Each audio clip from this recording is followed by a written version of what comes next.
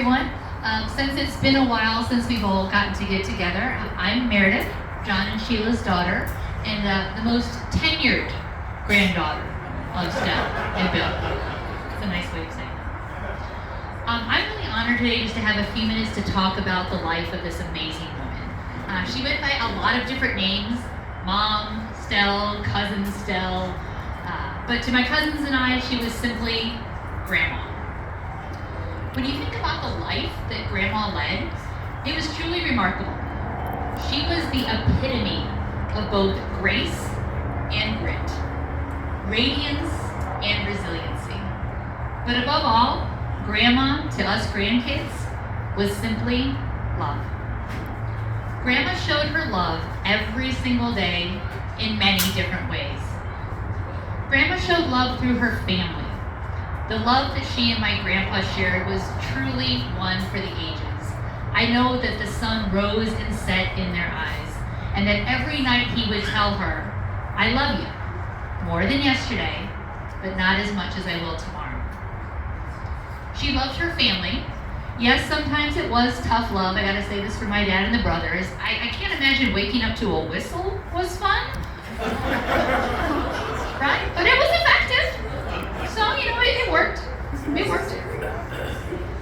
Every night, Grandma would say grace, even after Grandpa passed away, and she'd say a special blessing for her children and her grandchildren. And there was truly nothing that brought her greater joy than her family. Grandma showed her love through her actions. Her hugs were unmistakable. Her care and preparation of really large meals to bring the family together was unequaled, and her selfless giving of her time and talents to anyone in need was undeniable. I still remember the first time she met Ken, my husband of almost 19 years now. She met us in the airport in Traverse City. She went up to him first.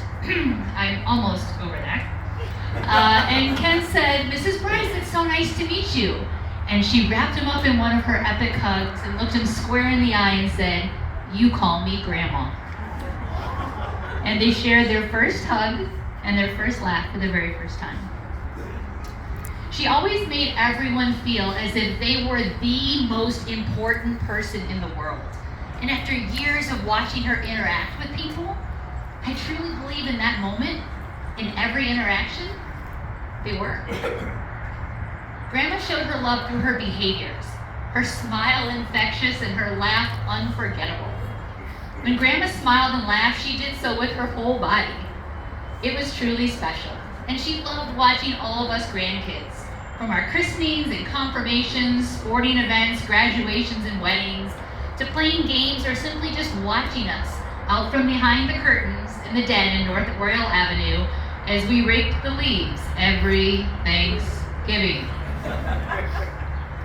She was always there, always smiling, always cheering us on, while making memories around every corner.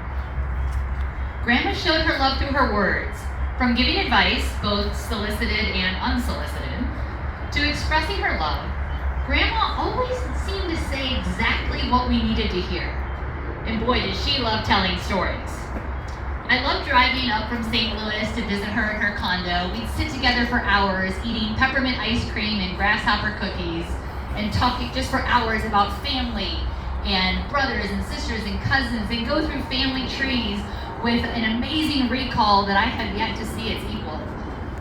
And wow, did she love talking about her grandkids. Every Sunday we would go to Mass, and she would probably spend more time talking about her grandkids after Mass than the service lasted itself. From sharing stories and updates from David, Katie, Christine, Andrew, Jack, Martha, Jennifer, Patrick, Jacqueline, Timothy, and Meredith, I learned never book a brunch reservation before noon for 10 a.m. Mass. Grandma showed love by how she made you feel. From her hugs to her cooking, her ability to heal all of our boo-boos with Band-Aids and ice cream, to the way she would end a phone call. For me, it was always, "Give my love to Ken, and save some for yourself." Now, our grandma had different words and phrases for all 12 of us, but each one of them were unique, and each one was special. Grandma showed love through her perspective on life. She loved to keep things simple. She had little plaques and sayings all over her house, like the one by the family that said, "All because two people fell in love." She loved to tell and retell stories of her childhood, her love for our grandpa, her children and her grandchildren, but also had this incredible knack to just call a spade and keep things real. I'll never forget calling Grandma in February 2012 after 9 years of marriage to let her know that Ken and I were expecting our first child, Abigail, over here, who's almost 10, raising her hand. And without missing a beat, my grandma simply says, "Oh, thank God!" I was starting to give up hope. Yep, that was my grandma. Always kept it real. In closing, I know that there's nothing that any of us could ever write or say that could better describe how our grandma was the true definition of love in every sense of the word. So I found myself going to the word in the Bible and remembering First Corinthians chapter 13. As many of us have used this in our wedding ceremonies.